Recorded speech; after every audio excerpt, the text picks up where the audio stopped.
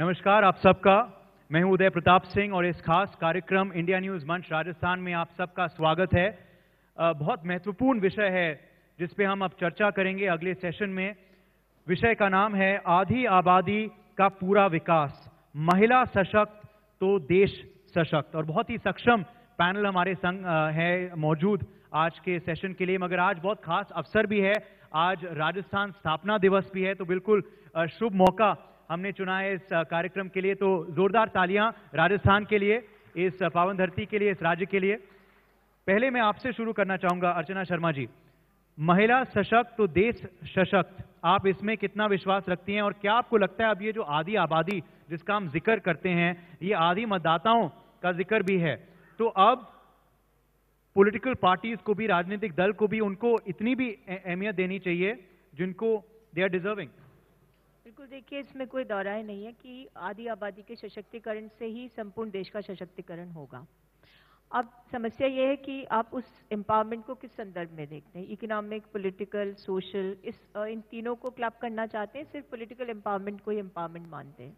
क्योंकि देखिए अगर सोशल एम्पावरमेंट की बात है तो सामाजिक स्तर पर हमें सोचना होगा कि महिलाओं का सम्मान कैसे अक्षुण्ण रहे, वो जिस क्षेत्र में रुचि रखती हैं वहाँ उनको अवसर मिले और उस प्लेटफॉर्म के माध्यम से विशेष स्थान को प्राप्त करें। इकोनॉमिक एम्पावरमेंट के लिए वो खुद आगे बढ़ती हैं, अपने आप को इस काबिल बनाती हैं, एबल होती हैं और वो अपनी सारे अचीवमेंट्स को हासिल करती हैं। अब पॉलिटिकल एम्पावरमेंट की जो बात है उसमें थोड़ा सा संशय इसलिए हो जाता है क्योंकि ये ग्लोबली देखा गया है कि महिलाओं की राजनीति में रुचि को लेकर रिलक्टेंस, इनहिबिशंस खुद भी आ जाते हैं समाज की तरफ से। ये सिर्फ भारत का परिदृश्य नहीं है, ये परिदृश्य कह सकते हैं वैश्विक रूप से है और जितने विकसित या विकासशील देश हैं उनमें सब में देखने को मिला है। तो ये जो पॉलिटिकल एम्पावरमेंट है मैं समझती हूँ सबसे ज़्यादा महत्वपूर्ण है, क्योंकि policy making, decision making level पर जब महिलाएं आएंगी तब आधी आबादी के लिए योजनाएं भी होंगी और आधी आबादी को आगे बढ़ने में सहूलियत भी मिलेगी। अब आपने पूछा कि क्या पॉलिटिकल पार्टीज को इसके लिए आगे सोचना होगा, तो अगर कांग्रेस की बात करें, क्योंकि मैं उसी पार्टी का प्रतिनिधित्व करती हूँ, तो हमने तो सार्वजनिक उद्घोषणा हमारे राष्ट्रीय अध्यक्ष जी के माध्यम से की है कि हम सत्ता में आएंगे तो निश्चित रूप से 33% आरक्षण को सुनिश्चित करेंगे विधानसभाओं में और पार्लियामेंट के लिए भी। और इसके लिए हमने निवेदन भी किया सत्ताधारी पार्टी को, पत्र भी लिखा गया उनके माध्यम से प्रधानमंत्री के नाम कि आप यदि इस बिल को लेकर आना चाहते हैं या आपकी इच्छा शक्ति है तो बिना कोई शर्त के कांग्रेस समर्थन देगी। ये बात तो हुई कि हम लेजिस्लेशन के माध्यम से कैसे इस चीज़ को सुनिश्चित करें।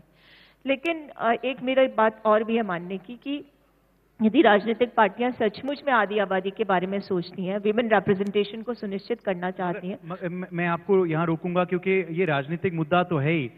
कांग्रेस पार्टी ने इसके लिए क्या प्रयास किया था? आप भी सत्ता में रहे हैं, यूपीए की सरकार रही है, 10 साल रही है, तब महिला संरक्षण बिल को पारित क्यों नहीं किया गया? बिल्कुल हम लेकर आए थे, कोलिशन गवर्नमेंट थी हमारी, हम एक मंच पर पारित करवा सके, दूसरे पर नहीं करवा सके। कंस्ट्रेंट्स होते हैं पॉलिटिकल पार्टीज के कोलिशन में, जो कोलिशन पार्टनर्स होते हैं उनके कंसेंसस नहीं हुआ और यही हमारा दुर्भाग्य रहा। लेकिन अभी हम बिना शर्त के समर्थन देने को तैयार हैं। और आपने देखा भी होगा कि महिलाओं को आगे लाने के लिए जो सोच कांग्रेस पार्टी की रही वो स्वतंत्रता के बाद से ही थी। कई देश ऐसे हैं जिन्हें आज़ादी मिली या आज़ादी नहीं भी थी, वो जैसे भी थे उनका जैसा भी ग्रोथ हुई तो वहाँ महिलाओं को वोट कास्ट करने की सुविधा नहीं थी। अमेरिका जैसे देश में नहीं थी, महिलाओं को आंदोलन करना पड़ा, लेकिन हम स्वतंत्रता के साथ ही महिलाओं के मताधिकार के साथ आए। यानी सोच हमारी बराबरी की शुरू से रही।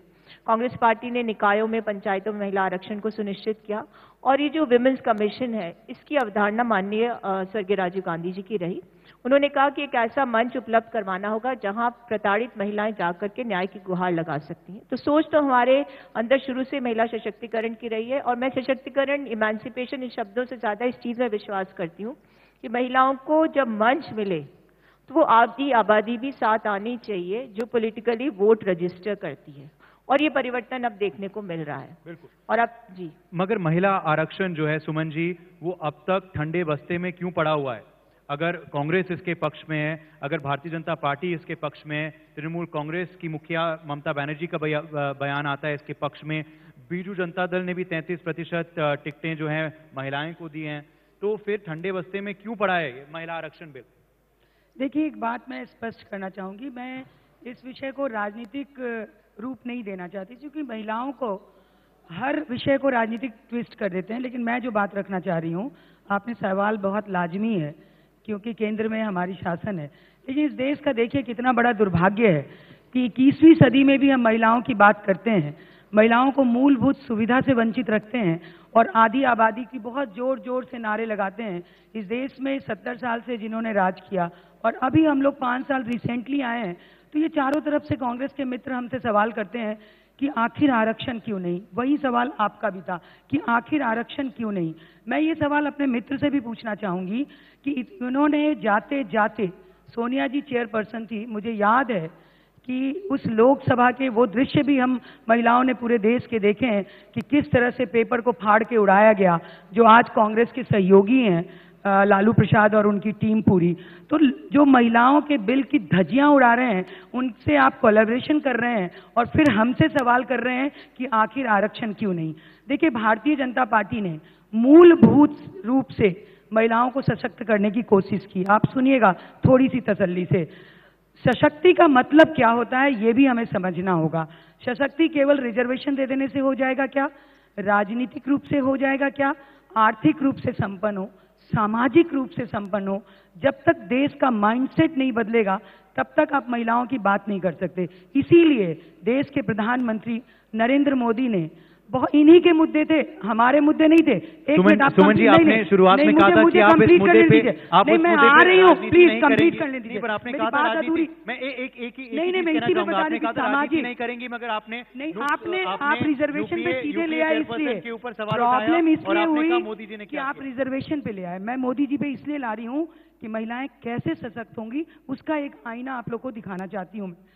सबसे पहले देश देखिए, महिलाओं के स्वाभिमान की बात होनी चाहिए इस देश में। स्वाभिमान से ही मजबूती मिलती है। आप नहीं, आप सुनिए, आप इस बिल बिल्कुल हूँ, लड़ाई लड़ रही हूँ और मिलेगा। आने दीजिए ना, जब मुस्लिम महिलाओं के लिए हमने जब ट्रिपल तलाक पे हाथ डाला, तो रिजर्वेशन पे क्यों नहीं जाएगा? जो महिलाओं की आंखें हम केवल देखते थे बुर्के के अंदर, आज उनके लिए हम ट्रिपल तलाक की लड़ाई लड़ रहे हैं। वो भी तो आधी आबादी है। मेरी बात को जरा गौर से सुनिएगा। मैं जो रखना चाहती हूँ सबके सामने, मेरा ये कहना है कि सशक्तिकरण का मतलब क्या होता है, ये देश के हुक्मरानों को समझना चाहिए और ये समझने की कोशिश देश के प्रधानमंत्री नरेंद्र मोदी ने की। देखिए, आप कभी कोई सोच सकता था क्या शौचालय जैसा इशू क्या है? हमारी अस्मिता से जुड़ा हुआ है। हमारे स्वाभिमान से मत जोड़िए, लेकिन हमारी अस्मिता से जुड़ा हुआ था। हम सड़कों में, नालियों में, गली में, मोहल्ले में महिलाएं 4 बजे निकल के शौच पे जाती थी। किसी के दिमाग में कभी क्लिक नहीं किया इस 70 साल तक कि उन महिलाओं के लिए शौचालय होना चाहिए। हमने लाखों शौचालय का निर्माण कराया। ये क्या स्वाभिमान की बात नहीं है? उसके बाद दूसरा नंबर सुनिए, शहरी महिला, हिपोक्रेट महिला, बहुत प्रकार की महिलाओं को हम लोग को कैटेगराइज किया जाता है, लेकिन उस गांव में बैठी हुई इस महिला जो लकड़ी खेतों से लाती थी, पहाड़ों से लाती थी, धुएं में अपनी आंखों को जलाती थी, सीने में आग लगाती थी और फिर जाके चूल्हे से सब्जियां बनती थी। हमने उज्ज्वला योजना लाके महिलाओं को सशक्त करने की, ये भी एक हमारा बड़ा सवाल है। उज्ज्वला से उज्जवल हुआ महिलाओं का भविष्य? बिल्कुल हुआ उज्जवल। जाइए गाँव में सर, पता चलेगा। जब हम जाते थे तो अगर 12 से 3 के बीच में जब मैं गांव में जाती थी, तो कहते थे चाय नहीं मिलेगा क्योंकि चूल्हा बंद हो गया, अंगीठी ठंडी हो गई। पर अब यदि 12 से 3 के बीच में जाइए, चूल्हा गर्म रहता है, खट गैस ऑन होता है और हमको चाय मिलती है। आपकी बात मैं लेता हूं सुमन जी। अब I have to go to my other panelist also, but quick intervention. आप कह रही थी आप कुछ। उज्ज्वला, शौचालय निर्माण, ये तो ongoing process, part of process. Ongoing. एक बात सुनिए सुमन जी, कोई आपको इस पे क्रिटिसाइज नहीं करा, आपने नहीं किया, आपने इसको फॉलो अप किया, लोगों को सुविधा दी, बहुत अच्छा किया आपने। लेकिन मुझे बताइए, आपने कहा कि फलाने ने वो कागज फाड़ दिया। उस समय तत्कालिक रूप से यदि भारतीय जनता पार्टी जो विपक्ष में थी, उसकी महिला सांसद, मुझे नाम नहीं लेना, आपको आपत्ति हो जाएगी, वो खुद इसके विरोध में थी, क्योंकि महिला आरक्षण में भी उन्हें आरक्षण चाहिए था जातिगत रूप से। तो मेरा ये कहने का तात्पर्य ये है कि क्यों उन महिला को आप लोगों ने नहीं कहा, जो आपके प्रतिनिधि के रूप में संसद में गई, कि कम से कम महिलाओं को जातियों में मत बांटो। मैं इसलिए कहती हूँ, यदि काबिल महिलाएं संसद में नहीं पहुंचेंगी, विधानसभाओं में नहीं पहुंचेंगी, तो आपके मुद्दों को कौन मूर्त रूप देगा? अब रही उज्ज्वला की बात, तो उज्ज्वला की स्थिति तो आपके नीति आयोग ने स्पष्ट कर दी कि एक सिलेंडर आपने उपलब्ध करवाया, दूसरा रिफिलिंग की अवस्था ही नहीं है, उनके पास पैसा नहीं, क्रय शक्ति नहीं है उनके पास। आप दोनों की बात मैं लेता हूँ। I have to go to my left side of the panelist. Coincidentally ऐसा ऑर्डर हो गया है कि बीजेपी कांग्रेस इस तरफ है और जो निर्दलीय आवाजें हैं वो इस तरफ हैं। मगर हो गया। रत्ना कुमारी जी, मैं आप पे आऊंगा। आप अभी जो विधानसभा चुनाव 2018 के दिसंबर महीने में हुए थे, उसमें आप निर्दलीय लड़ी थी। चुनाव लड़ना महिला के लिए आसान नहीं होता, मगर निर्दलीय लड़ना और भी कठिन होता है। तो आप में ये दृढ़ता पहले तो कैसे आई, और क्या आपको भी लगता है, क्योंकि आप निर्दलीय होके भाजपा के खिलाफ भी लड़ रही थी और कांग्रेस के खिलाफ भी लड़ रही थी, आपको लगता है कि इन दोनों पार्टियों ने ज्यादा कुछ किया नहीं है महिलाओं के प्रति? बहुत बहुत धन्यवाद उदय प्रताप सिंह जी। मैं सबसे पहले मेरे दर्शकों को नमस्कार करना चाहती हूँ। बीजेपी और कांग्रेस के अलग अलग मुद्दे रहे हैं और बेखूबी से उन्होंने निभाए हैं, इसमें कोई शक नहीं है। मेरा सिर्फ ये एक सवाल है कि महिलाओं को क्यों नहीं प्राथमिकता दी जा रही है हर जगह। आप देखिए कि कॉलेजेस भी नहीं है, जहां से मैं चुनाव लड़ी वहां पे कोई कॉलेज ही नहीं है। तो आप बताइए मेरी बेटियां कहां सुरक्षित हुई? एक बेटी को कॉलेज जाने के लिए आसपास के कम से कम 10-10 किलोमीटर जाना पड़ता है, जो कि पेरेंट्स नहीं भेजते हैं आज। उज्ज्वला योजना और मेरे ख्याल में पॉलिटिकली तो बहुत दूर का मुद्दा है। एक महिला 2-2 किलोमीटर पैदल चलती है गर्मी के महीने में पानी लेने के लिए, तो ये कितना बड़ा अपने आप में मुद्दा है। मुझे लगता है इतने रेप्स हो रहे हैं हमारी कंट्री में, अर्बन का सिस्टम अलग है, रूरल इंडिया अलग है, तो ये क्यों नहीं हर गवर्नमेंट इस पे विचार करती है? मेरा कोई भी बीजेपी के खिलाफ मुद्दा नहीं है, नहीं कांग्रेस के प्रति। मेरा सिर्फ मुद्दा मेरी महिलाओं और मेरी बेटियों के लिए है। क्यों नहीं मेरी बेटियां और मेरी महिलाएं सुरक्षित हैं, और क्यों नहीं हमें प्राथमिकता दी जा रही है? आज हम लोग छोटे छोटे उद्योग अगर खोलें जिससे महिलाओं को रोजगार मिल सकता है तो सबसे बड़ी बात होगी। आज अगर आप ग्रामीण क्षेत्र में जाते हैं तो महिलाएं पूरा दिन काम करती हैं और जो आदमी है, पुरुष हैं, वो पूरा दिन ताश खेलते हैं। पूरी खेती बाड़ी महिला करती है, खाने का काम करती है, तो इतना अगर बोझा ढोएगी तो कैसे मुझे लगता है अपना जीवन बिता पाएगी। आप पे व्यक्तित्व सवाल, उसका उत्तर दीजिए कि आप में कैसी ये दृढ़ता है कि आप निर्दलीय चुनाव लड़ने के लिए तैयार हो गई, वो भी एक महिला निर्दलीय चुनाव। We don't see it too often, बहुत रेयर होता है ऐसा देखना। मेरा ट्रस्ट चल रहा है शाहपुरा में गरीब महिलाओं और मेरी बेटियों के लिए। पिछले 4 साल से मैं उनको रोजगार दे रही हूँ। मैंने काफी लोगों को यहाँ से जयपुर से वहाँ पे भेज के उनके टैलेंट्स को मैंने उभार के और उनको मैंने रोजगार दिया। बात आती है कि चुनाव लड़ने की मेरी कहीं भी नहीं थी कि मैं चुनाव लड़ूंगी, पर मैंने मेडिकल कैंप्स लगाए शाहपुरा में और विराटनगर में, तो वहां मुझे लगा कि हीमोग्लोबिन लेडीज का सिर्फ 4 ग्राम्स है, जो कि उनको पता ही नहीं था। अगर लेडीज को पेट दुख रहा है तो उनको ये पता नहीं था कि उनका यूट्रस बाहर है। तो ये चीजें होते होते जब आगे मैं कदम बढ़ाती चली गई तो मुझे लोगों ने ये कहा कि आप जैसा व्यक्ति इलेक्शंस में होना चाहिए और राजनीति में प्रवेश होना चाहिए। मेरे को लगता है ये प्रेरणा मेरे को मेरे मदर इन लॉ से भी आई, वो भी एमएलए थी सेम कॉन्स्टिट्यूएंसी से, और सिर्फ मेरा एक ही मुद्दा था मेरी महिलाओं का और मेरी बेटियों का जनता की सेवा के लिए। नीलिमा जी, मैं आप पे आना चाहूंगा क्योंकि आप राजनीति से हटके हैं, तो आप इस मुद्दे पे कैसे क्या कहना चाहेंगी? क्या आपको लगता है कि वोटिंग इशू बनना चाहिए, विमेन्स राइट्स जो है, महिलाओं का अधिकार जो है वोटिंग इशू बनना चाहिए, महिलाओं को तय करना चाहिए कि जिन पार्टियां उनके लिए कुछ कर नहीं रही हैं, जिन नेता अभद्र टिप्पणी दे रहे हैं, उनको बाहर निकालना चाहिए पूरे सिस्टम से? चेंज कैसे आएगा? How will we see a difference? Okay, I don't really want to go into this issue. मेरा जो इशू है मैंने कांग्रेस के साथ काम किया है, बीजेपी के साथ काम किया है, राजस्थान में भारत सरकार में मैंने एनडीए से यूपीए के साथ सबसे काम किया है। Everywhere I feel the results, सबका जो चाहते हैं लोग वो अच्छा ही चाहते हैं। Basic problem is implementation, and to a very large extent implementation ये होता है क्योंकि हमारा समाज जो है बहुत एक नहीं किस चीज, हर चीज से कोई ना कोई आपको कंप्लेंट करेगा और आपकी कंप्लेंट पर्सनल भी कर सकता है। That is a basic problem. No, what I want to talk about today is the changes I have seen in 40 years since I came to Rajasthan. मैं 79 बैच की हूँ, तब मैं राजस्थान आई थी और 2 साल पहले रिटायर हुई हूँ और काफ़ी मैंने राजस्थान में किया है और काफ़ी कुछ दिल्ली में भी काम किया मैंने जब आई थी तो हम लोगों को उस समय इलेक्शंस हो रहे थे, हमको एक सारे प्रोबेशनर्स, IAS प्रोबेशनर्स को उन्होंने एक जीप पकड़ा दिया, एक पटवारी और के सारे आप जाके go and see the polling booths. मैंने जो देखा कि कोई महिला कहीं नहीं थी, ना 40 साल पहले की बात है। पहले सर 80 इलेक्शंस, ना पटवा ना रेवेन्यू फील्ड में कोई नहीं था, तहसीलदार तक नो फीमेल्स, ओके।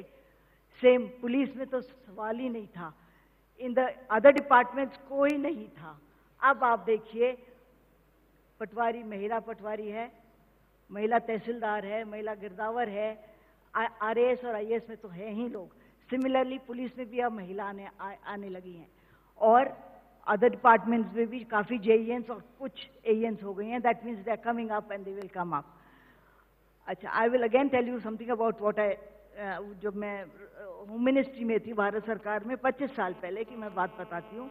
मेरी एक बहुत बढ़िया पीए थी, लेकिन होम मिनिस्ट्री का टाइमिंग्स बहुत होते हैं। जैसे 9 से हम लोग 5:30 रहते थे, फिर 7 बजे तक रहते थे। वो आती थी 6:30, मैं आती थी 9 बजे, जाती थी 7 बजे। वो आती थी 9:30 बजे, जाती थी 5:15 बजे। तो मैंने उससे पूछा, भैया मैं काम करती रहती हूँ, तुम क्या कर रही हो? शी सेड, मैडम मैं उठती हूँ 5 बजे, मैं कपड़े धोती हूँ, मैं बच्चों का खाना बनाती हूँ, मैं फिर सबका खाना बनाती हूँ, अपने हस्बैंड और अपना उसका टिफिन बनाती हूँ, अपने इन लॉज के लिए काम करती हूँ, और फिर मैं बस में आती हूँ आपके यहाँ, जो कि 1 घंटा लगता है। उसके बाद मैं 5:15 5:30 निकल जाती हूँ, मैं घर जाती हूँ, बच्चों का खाना बनाती हूँ, उनका होमवर्क कराती हूँ, एवरीथिंग। मतलब रात तक वो बिजी रहती है दिस थिंग। अब मैं क्या करूँ? अब what to do is a fact. अच्छा, अब आप देखिए, 2-3 महीने पहले मैं एक जेईएन से बात कर रही थी, उससे कह रही थी कि ये देखिए, ये बता रही थी, और चीज मैं भी यही करती हूँ। This is a problem, this is a major problem, is lack of change in the mindset of men. ठीक है, पहले आदमी बाहर का काम करते थे, औरत अंदर का काम करती थी, घर का काम करती थी। अब औरत बाहर का काम भी करती है और पूरा का पूरा घर का काम करती है। That is a very major issue, and we are at fault. लड़कों में आप अब किसी भी घर में देखिए, आपकी चाय कौन बना के देगा? लड़की देगी। स्कूल के बाद खेलने कौन जाएगा? लड़का जाएगा। These are major issues which have to be sorted out by us as a society. हम बच्चों को नहीं बताएंगे कि क्या करें, कैसे करें, तो आप लॉज बनाते जाइए, आप प्रोग्राम्स करते जाइए, कुछ नहीं होगा। सुमन जी, क्या अब पॉलिटिशियंस को और पॉलिटिकल पार्टीज को खुद ही निर्णय लेना पड़ेगा? अगर महिला आरक्षण बिल जो है वो पारित नहीं हो पा रहा है, तो जैसे आप कह रही थी कि आप तो लड़ाई लड़ी रही हैं, मगर हम क्या देख रहे हैं, एक उदाहरण बीजू जनता दल ने दिया है। बीजू जनता दल नवीन पटनायक जी ने 33% टिकट जो हैं वो महिलाओं के प्रति घोषित कर दिए हैं। ममता बनर्जी ने इस बार क्या किया है, 40 से ज्यादा प्रतिशत टिकट जो हैं महिला कैंडिडेट्स को दिया है। तो क्या पॉलिटिकल पार्टीज को, राजनीतिक दलों को ये करना पड़ेगा अब महिलाओं को भी मैदान लाने के लिए? जैसे मैं कह रहा था, आधी आबादी है, मगर आप देखो सिर्फ शायद 10 से 15% महिला सांसद जो है महिलाएं, हार्डली 11 पॉइंट समथिंग। बिल्कुल आपने सही कहा। मैं बीजू जनता दल और ममता जी ने जो इनिशिएट किया है, ये डेफिनेटली महिलाओं के पावर में इससे परिवर्तन आएगा। लेकिन मैं एक बात मैं कहना चाहती हूँ, जब तक महिलाएं, मुझे जो लगता है, क्योंकि इस देश में मैंने, मेरी जितनी उम्र है और जो मैंने political scene and social scene देखा है, उसमें मुझे लगता है कि जब तक महिला वोटिंग पावर नहीं बनेंगी, तब तक मुझे लगता है कि हमें हमारा अधिकार नहीं मिलेगा। वोटिंग पावर बनना पड़ेगा महिलाओं को, ये बहुत जरूरी है। सब सहमत हैं इससे? हाथ खड़ा करिए। क्योंकि अभी हम किसी के कहने से वोट दे देते हैं, किसी के प्रेशर में आके वोट दे देते हैं। हम खुद डिसीजन, हो सकता है कि अर्बन अपनी शहरी महिलाएं लेती होंगी, पर आज भी गांव में हम जाते हैं तो वो वेव के साथ जाति, धर्म और जाने कितने परिवार में, मोस्टली परिवार जो निर्णय करेगा उसी को वोट करेंगी। जिस दिन इस देश में महिलाएं निर्णय करने लगेंगी इंडिपेंडेंट अपने कि हम इसको वोट करेंगे, उस दिन इस देश के हुक्मरान को महिलाओं की चिंता होगी। अभी हम सोशली साउंड हो रहे हैं, पॉलिटिकली जब तक साउंड नहीं होंगे तब तक हमें हमारा अधिकार नहीं मिलेगा। जी, मैं दरख्वास्त करूंगा ऑडियंस को भी, एक माइक ऑडियंस में सर्कुलेट किया जाए। एक और सवाल ले लेते हैं और फिर ऑडियंस पे भी मैं आऊंगा। मगर अर्चना जी, वोटिंग राइट्स महिलाओं को अपना उजागर करना पड़ेगा, वोटिंग राइट्स जो हैं, वोटिंग इश्यूज को, और कौन से बेसिस पे आपको लगता है महिलाओं को वोट देना पड़ेगा? जो अब लोकसभा चुनाव निकट हैं, आ ही गए, 2 हफ्तों में पहला फेज हो जाएगा, 11 अप्रैल को फर्स्ट फेज है, तो कौन से मुद्दों को लेकर महिलाओं को जाके अपना मत डालना चाहिए? देखिए, महिला या पुरुष कोई भी हो, मताधिकार उसी हिसाब से किया जाना चाहिए जिसमें कि उन्हें लगे कि एक तो कैंडिडेट के साथ पॉलिटिकल पार्टी का विजन भी। अब समस्या ये हो जाती है, जो सुमन जी ने कहा कि जब महिलाएं जो किसी कहने से वोट करती हैं, ऐसी परिस्थितियां अब नहीं है। मैं अपना ही उदाहरण दे देती हूँ। पिछला मैंने जहां से चुनाव लड़ा, हार्डकोर बीजेपी कॉन्स्टिट्यूंसी, 2 बार चुनाव लड़ा मैंने। पिछला चुनाव बड़े मार्जिन से हारी, इस बार किस्मत के कारण हार गई, मतलब जीतते जीतते हार गई, लेकिन महिलाओं ने बखूबी मेरा साथ दिया। ये उसका उदाहरण है कि जातियों से आगे बढ़कर महिलाएं आगे आई। उन्होंने इस चीज को, अपने वोट को रजिस्टर करके बताया कि यदि महिला, अब मैं यहाँ एक शब्द इस्तेमाल करूंगी। देखिए, जब मैं 2006 में कॉन्फ्रेंस में गई थी तो वहां मुझे बड़ा विचित्र लगा कि बीजिंग प्लेटफॉर्म में लिखा गया एबल विमेन। तो मैंने उनसे प्रश्न किया, एबल होता क्या है? तो उन्होंने कहा एबल वो जिससे जनता समझे कि ये काबिल है। और मुझे इस बार सोचा उन्होंने कि एबल है, तो महिलाओं ने मुझे वोट किया। तो वोट करने से पहले सोचना तो पड़ेगा साहब। सिर्फ हवा के आधार पर वोट कर दिया और राज स्थापित हो गया और महिलाओं के लिए कुछ हुआ नहीं। तो जो अभी इस बात कर रही थी हमारे साथी हैं कि सुरक्षा, तो महिला के लिए सुरक्षा मुद्दा होना चाहिए। आज मेरी बच्ची रात को समय पर घर नहीं आती तो मेरे भी दिल की धड़कनें बढ़ जाती हैं। तो ये सुरक्षित महसूस करें, ये सबसे बड़ा मुद्दा हो। उसके अलावा हमें अवसर मिल सके समाज के हर क्षेत्र में आगे बढ़ने के। और अवसर कैसे मिले? कि वो अवसर जिसमें मैं महसूस कर सकूं कि मेरी काबिलियत के अनुसार ये अवसर। ऐसा नहीं कि मुझे सोच करके कह दिया ये अमुक अमुक हिस्सा है, तुम इसमें कर सकती हो तो करो। लेकिन मैं अपने आप को सौभाग्यशाली मानती हूँ कि मैं उस राजनीतिक पार्टी का प्रतिनिधित्व करती हूँ जिस पार्टी ने मुझे 9 वर्षों से अपनी पार्टी का फेस बना करके और एक ऐसी मुख्य जिम्मेदारी दे रखी है जिसमें कि पार्टी की प्रवक्ता के रूप में मैं पार्टी के स्टैंड को जनता के बीच में रखती हूँ। चलिए, आखिरी 2 सवाल नीलिमा जी पहले आपसे और फिर रत्ना कुमारी जी आपसे। नीलिमा जी, अब चर्चा चल रही है उज्ज्वला योजना के बारे में, ट्रिपल तलाक के बारे में। तो क्या अब महिलाओं को सीरियसली लिया जा रहा है? अब महिलाओं के प्रति ऐसे मास स्कीम्स जो हैं वो बनाए जा रहे हैं? तो क्या आपको लगता है ये उदाहरण है एक महिला विमेन एम्पावरमेंट का? मैं फिर से थोड़ा टेढ़ा जवाब दूंगी आपको, क्योंकि मैंने देखा है, specifically I will talk primarily of sarpanches, महिला सरपंचेस। वो क्या काम करती हैं, कैसे काम करती हैं, वो नहीं तक जानती। मैं आपको बताऊं, मैं चेयरमैन बोर्ड ऑफ रेवेन्यू थी। एक कोर्ट केस में पूरा गांव, आधा गांव आया था, फिर मेरे कमरे में आ गए कि ये झगड़ा है। महिलाएं थी, आदमी थे। आदमी बात करे जाए, no woman was opening her mouth. मैंने पूछा सरपंच कौन है? एक औरत थी। मैंने कहा भाई, तो मैंने उससे कहा भैया ये तो औरत है। मैंने कहा तुम्हें दिख नहीं रहा मैं भी औरत हूँ? What is this nonsense? तुम लोग बाहर जाओ, मैं सरपंच से बात करूंगी। But I talk to this woman, but I was so ashamed. She did not know anything about a court case which had the whole village in this thing. So I won't say I don't support आरक्षण, but मैं जो देखा है मुझे बहुत दुख लगता है। ओके, तो आप होपफुल जरूर हैं मगर पेसिमिस्टिक होना पड़ रहा है मजबूरन। रत्ना कुमारी जी, आखिरी सवाल आपसे। क्या ये दुर्भाग्य है कि 21वीं सदी भारत में अब तक महिलाएं जो हैं वो सुरक्षित नहीं महसूस कर रही हैं? अब तक हम ये जो है ये इशू को डिबेट्स करते रहते हैं मीडिया चैनल्स पे, मगर रेप केसेस जो हैं वो दोहराए जाते हैं। क्या करना पड़ेगा महिलाओं को सुरक्षित रखने के लिए इस देश में? प्राथमिकता तो मेरे हिसाब से बेटियों से शुरू करनी चाहिए कि उनकी एजुकेशन जो हमने नारा तो दे दिया है, जैसे आपने कहा बेटियों का जिक्र किया, बेटी बचाओ बेटी पढ़ाओ, मगर क्या वो नारा असलियत में बदल पाया है?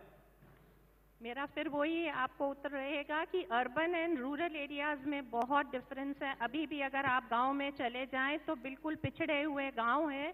मेरे हिसाब से यहाँ पे विराजमान सभी मेरे से सहमत होंगे कि गांव में अभी भी हालात बिल्कुल नहीं सुधरे हैं। अगर किसी बड़ी कॉन्स्टिट्यूएंसी में कॉलेज ही नहीं है तो आप क्या एक्सपेक्ट कर सकते हैं कि बेटी कैसे सुरक्षित होगी? तो ये जो छोटे छोटे मुद्दे हैं, मुझे लगता है इनको हमें पहले सही करना पड़ेगा। आरक्षण का तो मुद्दा होना ही चाहिए।